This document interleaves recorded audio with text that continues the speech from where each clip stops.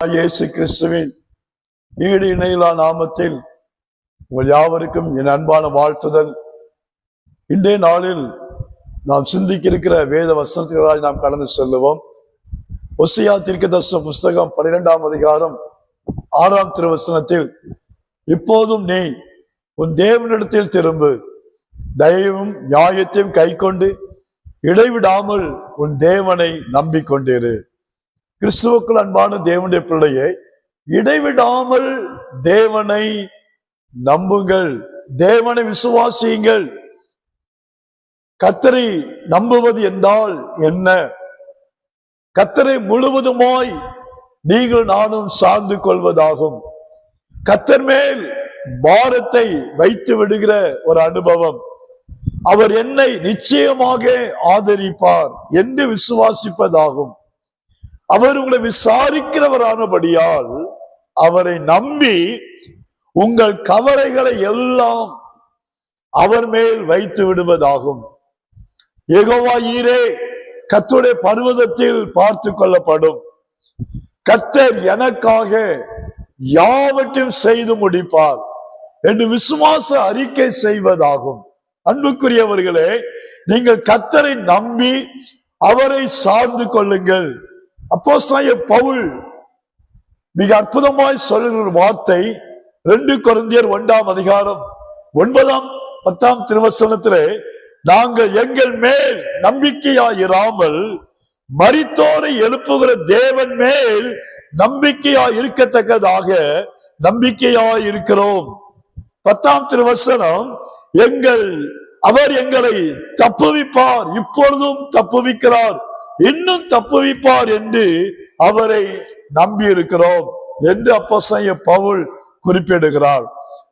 பக்தன் யோபு கூறுகிறான், யோபு 13ஆம் அதிகாரம் 15ஆம் திருவசனத்துல, அவர் என்னை கொண்டு போட்டாலும் அவர் மேல் நம்பிக்கையாயிருப்பேன்.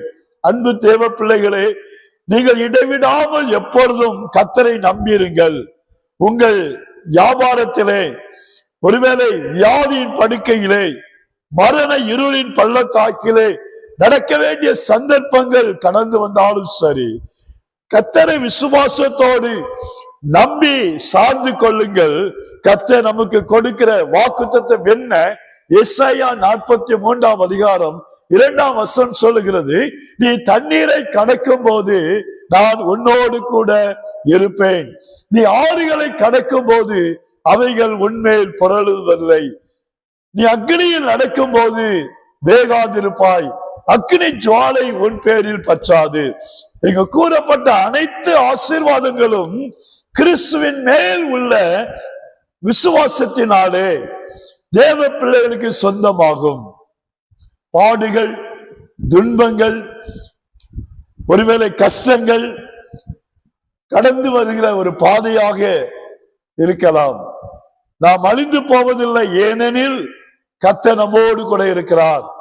வேதம் சொல்லுகிறது, நீ தண்ணீரை கடக்கும் போது நான் உன்னோடு கூட இருப்பேன், பயப்படாதே, நான் உன்னோடு கூட இருக்கிறேன்.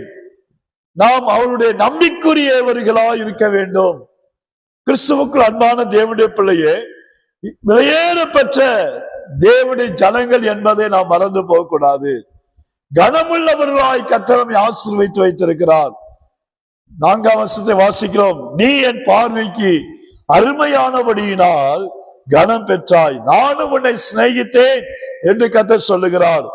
யோபு கூறுகிறார், யோபு 19ஆம் அதிகாரம் 25-26, என் மீட்பர் உயிரோடு இருக்கிறார் என்று, அவர் கடைசி நாளில் பூமியின் மேல் நிற்பார் என்று நான் அறிந்திருக்கிறேன். 26ஆம் வசனம், இந்த என் தோல் முதலானவைகள் அழுகி போனாலும் நான் என் மாம்சத்தில் இருப்பது தேவனை நான் பார்ப்பேன், நான் மாம்சத்தில் இருந்து என் தேவனை நான் பார்ப்பேன்.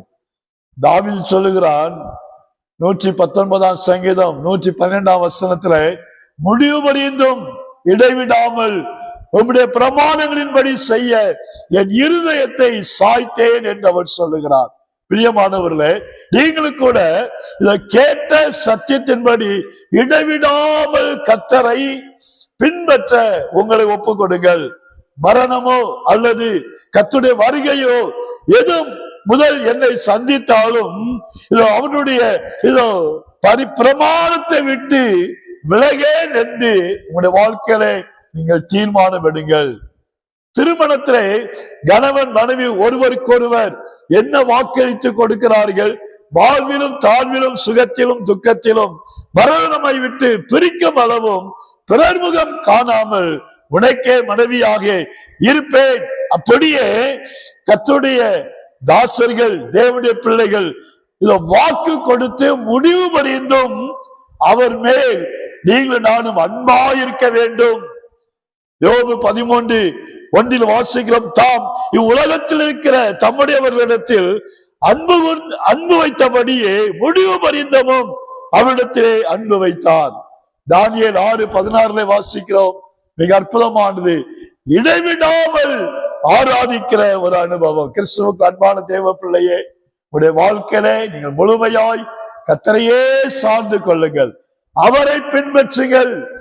உங்களுடைய வாழ்க்கையில அவர் செய்கிற நன்மை ஏராளம், அவர் கொடுக்கிற ஆசீர்வாதம் திரளானது.